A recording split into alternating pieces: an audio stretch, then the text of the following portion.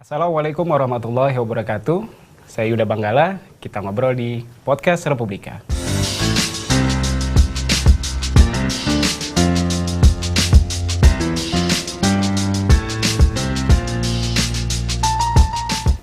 Sobat Republika, tanggal 11 September selalu diperingati sebagai Hari Radio Nasional. Pada tanggal itu, lahir juga Radio Republik Indonesia. Nah, Radio Republik Indonesia memiliki perjalanan yang sangat panjang dalam catatan sejarah bangsa Indonesia. Seperti apa dan bagaimana tantangan yang dihadapi oleh Radio Republik Indonesia, terutama saat ini di era disrupsi, era digitalisasi, dan di era pandemi, dan bagaimana ke depannya, apa saja inovasi yang sedang dikembangkan oleh RRI. Kebetulan di samping saya sudah ada Direktur Utama Radio Republik Indonesia, Bapak Muhammad Rohanuddin, atau biasa dipanggil Pak Rohan. Assalamualaikum Pak Rohan. Waalaikumsalam warahmatullahi wabarakatuh. Sehat kabarnya Pak? Alhamdulillah, selalu sehat. Selalu sehat ya Pak ya? Oke Pak, kita mau ngebahas soal perjalanan Radio Republik Indonesia. Kan sejarahnya panjang banget ya Pak ya? Iya. Dari tahun 1945, seperti apa Pak? Mungkin bisa diceritakan sedikit. Ya, RRI itu lahir 24 hari setelah Indonesia merdeka. 17 Agustus 1945, baru 11 September 1945 RRI lahir, muncul di Indonesia. Ya. Tapi sebelum itu sebenarnya sudah ada embrio radio yang terus dikembangkan pada zaman itu. Dan kemudian radio sebelum bernama Radio Republik Indonesia itu telah mengumumkan proklamasi yang dibacakan oleh Presiden kita, Presiden Soekarno, di Pegangsaan Timur 56 Jakarta. Jadi hanya 24 hari RRI hadir setelah Indonesia merdeka, dan sejak itulah RRI terus melakukan perjalanan dengan perkembangan yang jatuh bangun dan sebagainya. Dan kemudian pada tahun 1948 itu pada saat agresi kedua, agresi militer Belanda yang kedua ya Pak? Yang kedua itu pada tahun 1948, itu ada radio namanya Radio Rimba Raya di Aceh. Ya. Radio Rimba Raya itu adalah satu radio yang pemancarnya itu dibawa dari hutan ke hutan. Dan pada saat itu, sehari sebelumnya itu kan semua alat-alat komunikasi pemancar radio itu dibombardir oleh Belanda. Ya. Tapi yang satu ini, pemancar radio yang ada di Bener Meriah ini bisa keluar daripada serangan-serangan Belanda. Dan kemudian ketika Belanda itu mengumumkan bahwa Indonesia sudah bubar, Indonesia sudah itu diumumkan ke seantero dunia. Kemudian Radio Rimba Raya itu juga mengumumkan kepada dunia, dari sini Indonesia masih ada. Terus menerus itu dikomandangkan di udara lewat Radio Rimba Raya, yang kemudian terdengar oleh Den Haag. Dalam puisi saya itu saya mengatakan bahwa Den Haag ikut itu kecut. Kemudian muncullah yang namanya pertemuan meja bundar di Den Haag dan mengakui kemerdekaan Indonesia. Jadi itu kemudian Radio Republik Indonesia tetap berperan, terus mengumandangkan sejarah perjuangan itu, termasuk peristiwa misalnya kesaktian Pancasila, yang kemudian RRI jadi rebutan. Jadi yang pertama RRI dikuasai oleh pasukan Untung, tapi dalam tempo 20 menit pasukan Soeharto masuk ke RRI dan kembali menguasai Radio Republik Indonesia, sehingga berita yang sebelumnya diudarakan dalam konteks keberpihakannya terhadap PKI, kalau tidak salah seperti itu, kembali berubah menjadi keberpihakannya terhadap Negara Kesatuan Republik Indonesia. Nah, ujian-ujian terus dilakukan, termasuk juga pada saat zaman reformasi, bagaimana ketika Pak Amin Rais itu mengumumkan kepada masyarakat ketika di daerah merdeka ini sudah akan dikuasai oleh para mahasiswa. Kemudian kira-kira jam 5 sore Pak Amin Rais itu mengumumkan lewat Radio Republik Indonesia untuk tidak terjadi sebuah gerakan yang besar, dan itu kemudian tidak muncul itu sendiri. Nah, selamatlah suatu kejadian itu, dan terus kemudian banyak upaya-upaya yang dilakukan oleh RRI dalam konteks keberpihakannya terhadap Negara Kesatuan Republik Indonesia, termasuk di zaman reformasi ini. Jadi sangat kuat ya Pak, dalam Ya. setiap perubahan yang terjadi di Indonesia, RRI itu pasti ada di situ Ya, sebenarnya. jadi keberpihakannya jelas ya. Pada zaman Soekarno, bagaimana RRI itu berpihak, ikut memperjuangkan, mengutarakan semua perjuangan Republik Indonesia itu untuk merebut kemerdekaan Republik Indonesia. Pada rezimnya Pak Harto, RRI juga ikut membangun, mengutarakan, menyampaikan, mengutarakan hal-hal yang berkaitan dengan bagaimana Indonesia membangun dan sebagainya. Termasuk juga pada zaman reformasi, semua keberpihakan yang dilakukan oleh pimpinan kepemerintahan itu selalu diikuti oleh RRI.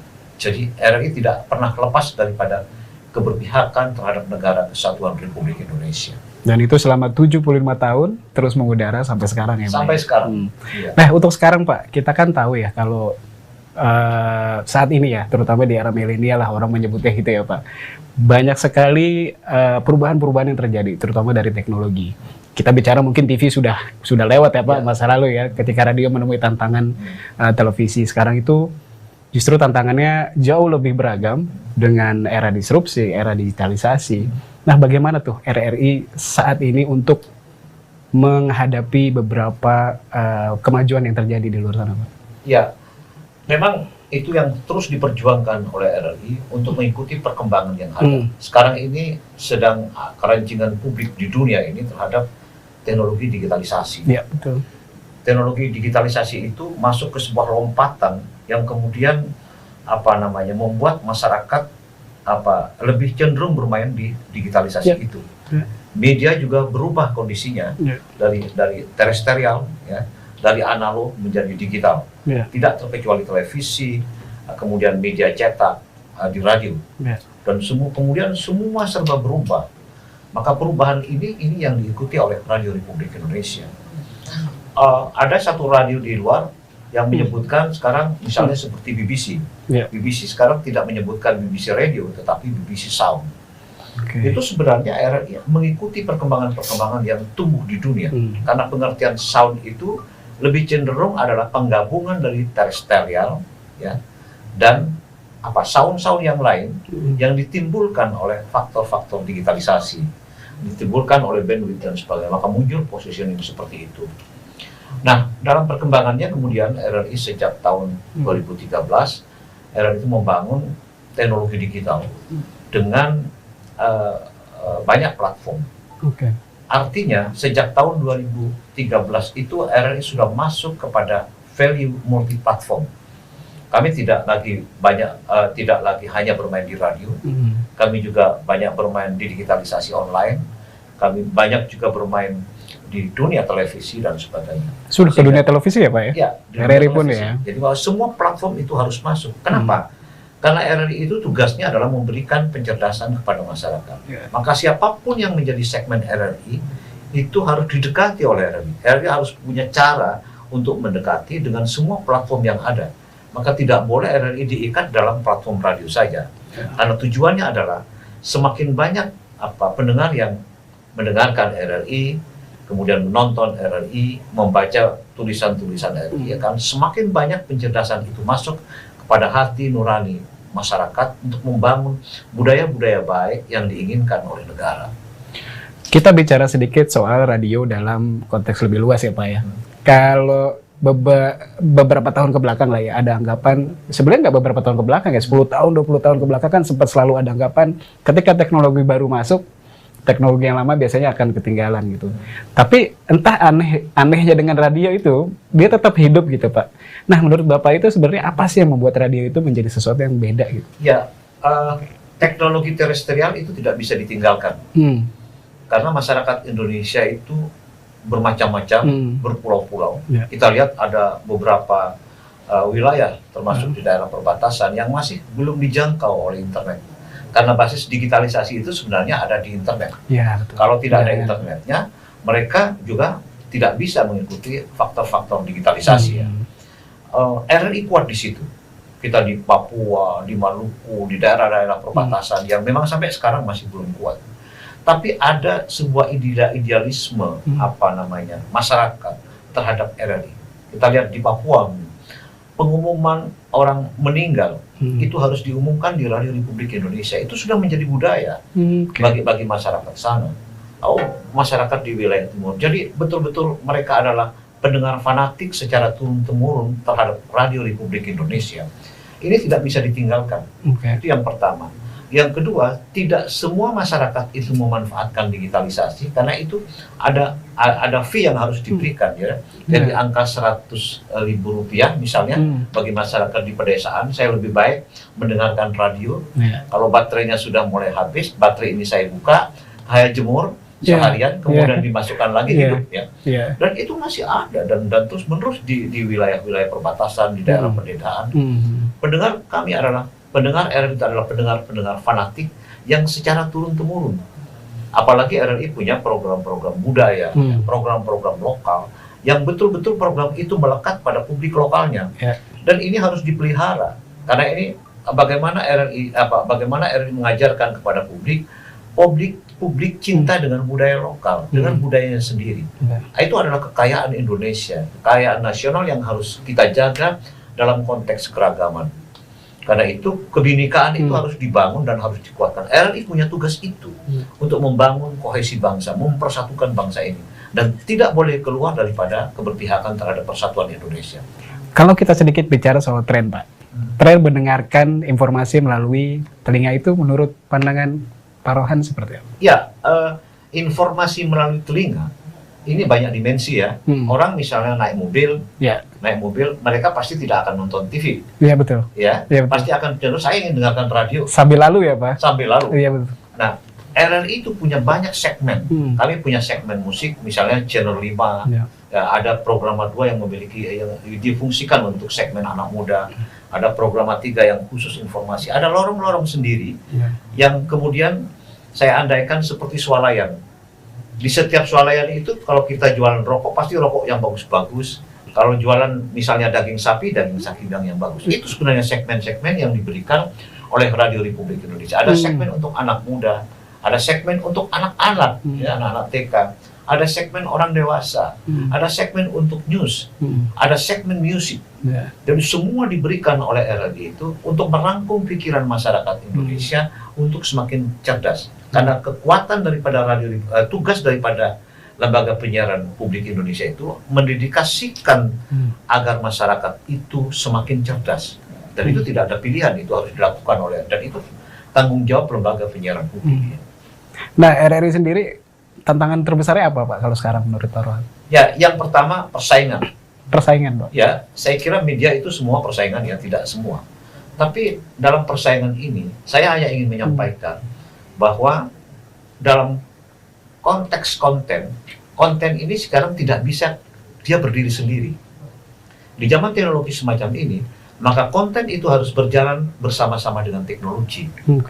Karena dengan teknologi itu, semua perjalanan konten itu akan berjalan secara cepat. RRI sekarang sedang membangun yang namanya Big Data. Big Data, Pak? Ya, Artificial Intelligence. Itu kecerdasan buatan. Dan kami sudah bangun sekitar setahun yang lalu.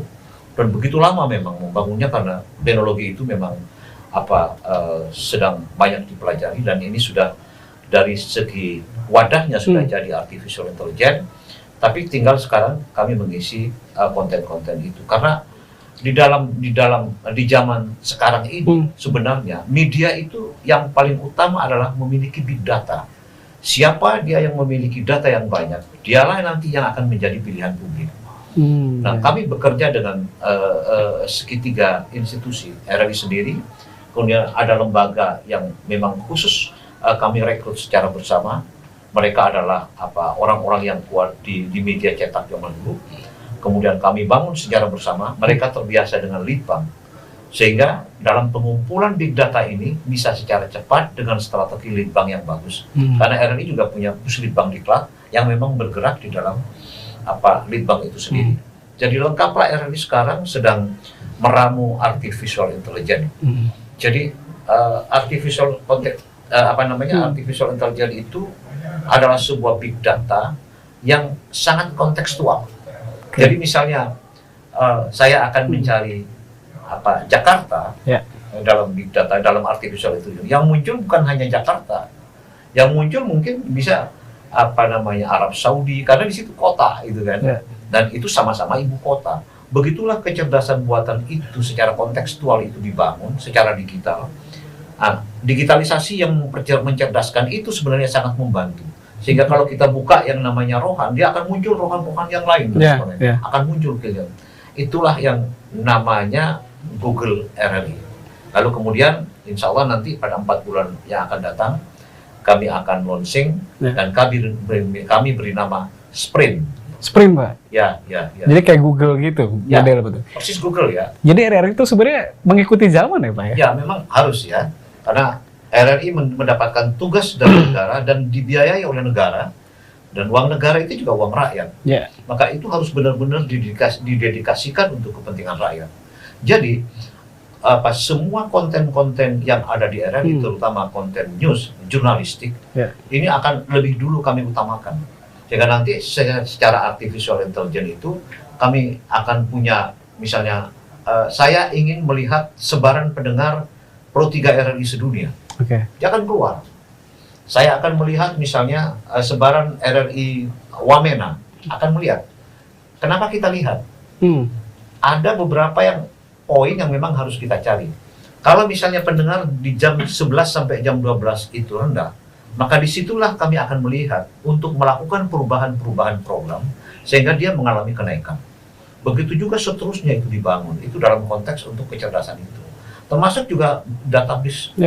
Karena itu kami tidak bisa kerja sendiri, maka kami harus ada tim yang memang secara serius bekerja untuk itu, mendedikasikan untuk kepentingan artificial intelligence ini. Mudah-mudahan nanti ya Januari lah nanti. Jadi secara prakteknya itu pemanfaatannya sendiri adalah bagaimana caranya menilai atau menganalisis informasi apa yang masih bisa dimaksimalkan untuk dibagi ke masyarakat atau programnya gitu, Pak.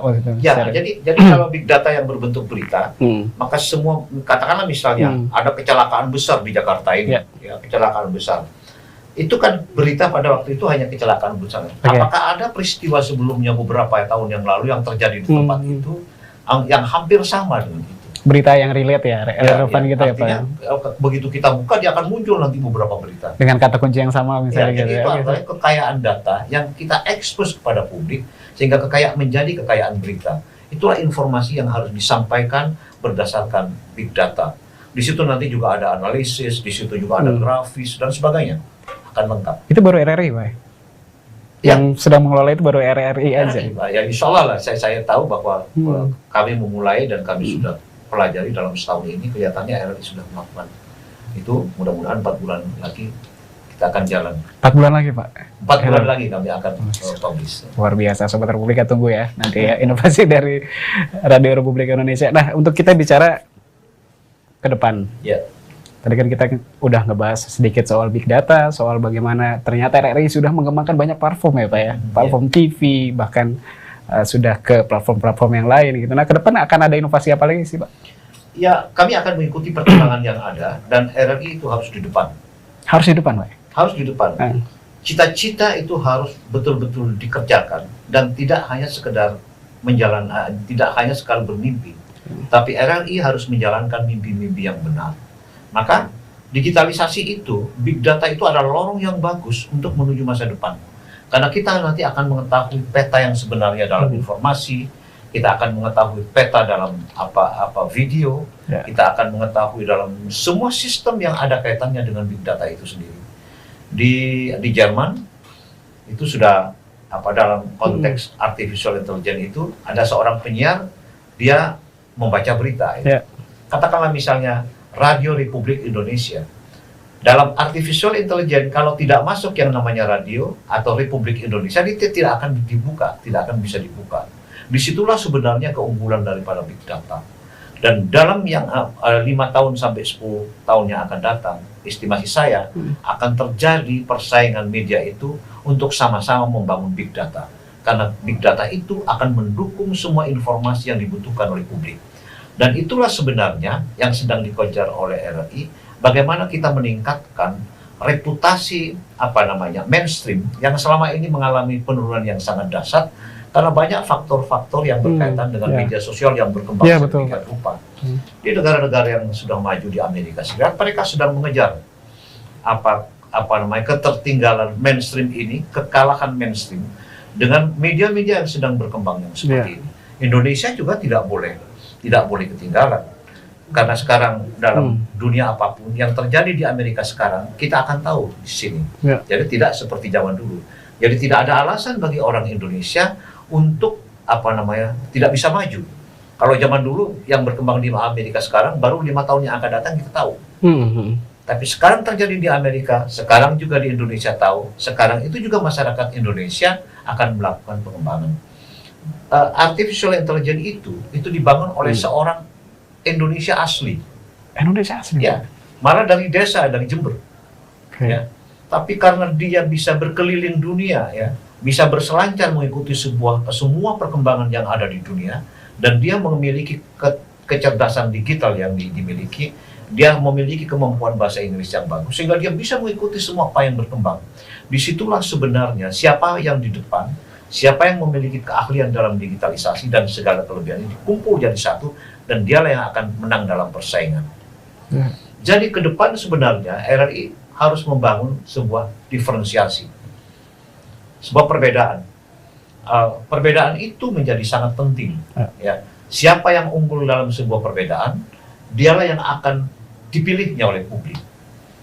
Dan dialah juga yang akan menjadi pemenang.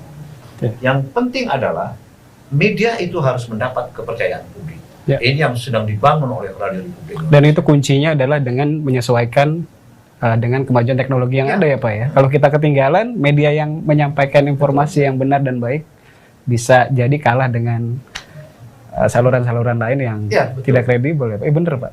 Maka yang saya sampaikan tadi, media zaman sekarang itu bukan hanya ngerti konten, tetapi dia harus disertai dengan teknologi. Karena teknologi itu akan selalu running secara cepat. Dan apa yang terjadi katakanlah misalnya di Cina itu ada produk kamera yang mungkin kalau tidak salah mereknya G itu selalu berkembang sedemikian rupa. Tapi di belakang itu sebenarnya banyak kekuatan pendukung dari G ini yang memang menjadi kekuatan bagi agregator G ini, sehingga dia setiap 6 bulan sekali dia mengeluarkan produk-produk baru dengan inovasi-inovasi baru dengan perubahan yang sangat kuat. Nah, ini sebenarnya yang menimbulkan kemajuan dan ini akan menjadi pilihan publik. Baik, kuncinya inovasi dan selalu mengikuti perkembangan teknologi. Khusus untuk media ya Pak? Ya, untuk media. Oke Pak, terkait dengan Hari Radio Nasional, apa sih harapannya untuk industri penyiaran radio khususnya Pak? Apalagi dengan sekarang kemajuan teknologi yang tadi kita bahas. Ya, yang sedang dijalankan sekarang oleh Radio Republik Indonesia adalah bukan hanya sekedar menguatkan teknologi, tapi juga menguatkan konten yang berbasis kejujuran kepada masyarakat. Karena dengan kejujuran, apakah itu berita, apakah itu informasi, kepercayaan publik akan meningkat. Karena RRI punya tugas, punya mandat dari negara untuk melakukan pencerdasan publik. Dan publik di Indonesia itu bermacam-macam, ya. Ada masyarakat yang ada di Papua, ada yang di Nunukan, ada yang di Entikong, memiliki budaya mereka masing-masing. Dengan kekayaan budaya ini memang harus didesain oleh orang-orang RRI menjadi bagian terpenting, menjadi satu era di mana budaya Indonesia nanti akan terus dikenal oleh publik dunia. Dan inilah sekarang untuk kita melakukan yang terbaik. Karena zaman digitalisasi ini akan berkembang. Di sini terjadi seperti ini, di dunia pun juga akan mendengar dan menontonnya. Untuk radio Indonesia secara umum, Pak? Ya, harapannya, Pak? Kami tetap ingin bekerja di 2 titik. Radio selain RRI, maksudnya semua radio yang ada di Indonesia gitu, Pak? Harapannya apa, Pak? Ya, saya kira sama ya. Sama ya, betul. Sebenarnya semua radio itu memiliki memiliki cita-cita yang sama. Tentu kalau radio swasta itu mereka untuk mendapatkan penghasilan. Tapi juga mereka ingin mendapatkan publik yang besar. Karena itu, ayo kita bersama untuk membangun budaya Indonesia yang sebaik-baiknya. Jadilah radio yang bagus, yang mampu untuk mendapatkan publik yang besar, kemudian mendapatkan produk yang bagus sehingga radio itu mampu untuk hidup dengan sendirinya. Dan ini saya kira semua radio memiliki inovasi masing-masing. Bersatulah Indonesia. Kalau saya tanya, masihkah lebar masa depan untuk radio, Pak? Ya, saya kira akan semakin kuat. Akan semakin kuat, ya, Pak? Akan semakin kuat karena radio tidak hanya sekedar bekerja di radio, tapi radio sekarang berkolaborasi dengan industri televisi, ya, yang dikatakan TV streaming, ya. Radio bekerja sama dengan media cetak yang sama-sama memiliki portal, dan radio sekarang berbasis media sosial. Hanya untuk RRI memang sedang menjaga Indonesia. Jadi maka saya menciptakan sebuah puisi yang berjudul Bicaralah yang baik-baik. Ini sebuah tagline yang kami ingin menyampaikan kepada publik bahwa media di Indonesia untuk membangun kebaikan di Indonesia. Baik. Sobat Republika, sebelum saya membahas sedikit bocoran berikutnya, saya juga mau ngasih tahu kita tuh sekarang lagi ada di studionya Radio Republik Indonesia. Luar biasa. Tadi juga kita sempat melihat beberapa perjalanan sejarah di bawah Pak. Jadi kalau teman-teman yang tertarik ingin melihat bagaimana perkembangan sejarah radio di Indonesia, mungkin bisa datang ke sini. Boleh nggak sih Pak? Kalau masyarakat umum pengen datang ke sini terus ngelihat? Boleh. Boleh banget ya, boleh banget ya. Sama Bapak Rohan ini juga baru saja meluncurkan sebuah buku ya Pak ya? Ya. Buku puisi ya. Mungkin teman-teman bisa di-share bukunya. Nah tadi sebelum kita wawancara juga ada obrolan gimana kalau misalnya Pak Rohan baca ya salah satu tulisannya di sini Pak ya. Baca buat Sobat Republika. Nih Sobat Republika, saya tunjukin dulu bukunya Pak Rohan. Luar biasa. Saya kebetulan dapat eksklusif langsung ditandatangani sama Pak Rohan. Nah Pak, kalau berkenan membacakan salah satu puisinya dari Pak Rohan, bisa langsung menghadap ke kamera bacanya Pak. Ya. Baik. Langsung dibaca Pak. Oke. Saya akan membacakan sebuah karya saya yang berjudul Dari Sini Indonesia Masih Ada. Dari sini Indonesia masih ada. Agresi kedua tahun 1948. Belanda mengumumkan ke seantero dunia, Indonesia sudah bubar. Indonesia sudah bubar. Begitulah kejahatan demi kejahatan Belanda mencekam antara siasat, propaganda kotor yang kejam, dan mereka kembali. Pengumuman itu disampaikan bertubi-tubi sebagai strategi licik Belanda yang mencoba ingin mengulang sejarah buruk mereka di perut bumi pertiwi. Bumi belum sembuh dari luka-luka lama. Atas serbuan metraliur agresi pertama, mereka mengulang kembali. Karena Indonesia kaya raya, di bawah matahari bulat perak memekarkan cahaya, menyuburkan sebutir padi jadi beras, sebiji manggis jadi pohon manggis, membasahi kerongkongan dahaga. Tahun 1948, Belanda kembali menyerbu Indonesia. Radio Rimba Raya benar meriah di balik bukit yang berdiri tegak, di subuh sebasah embun, secara mengejutkan mengumumkan kepada dunia eksistensi keberanian dan siasat Indonesia Raya. Dari sini Indonesia masih ada. Dari sini Indonesia masih ada. Dari sini Indonesia masih ada. Perjuangan itu dikobarkan oleh Presiden Darurat Safrudin Prawira Negara yang terus-menerus mengendalikan semua perlawanan dari balik persembunyiannya. Radio Rimba Raya tidak henti-henti menyuarakan semboyan dengan perlawanan tangguh perkasa, pantang menyerah. Dari sini Indonesia masih ada. Dari sini Indonesia masih ada. Safrudin Prawira Negara murka, Den Haag kecut, para pimpinan dunia berjibaku, para Belanda gemetar, dingin benar meriah semakin kejam, mengupas kulit para Belanda, mengupas kulit para Belanda, hati mereka telanjang bulat. Akhirnya pertempuran meja bundar di Den Haag mengakui kedaulatan Indonesia.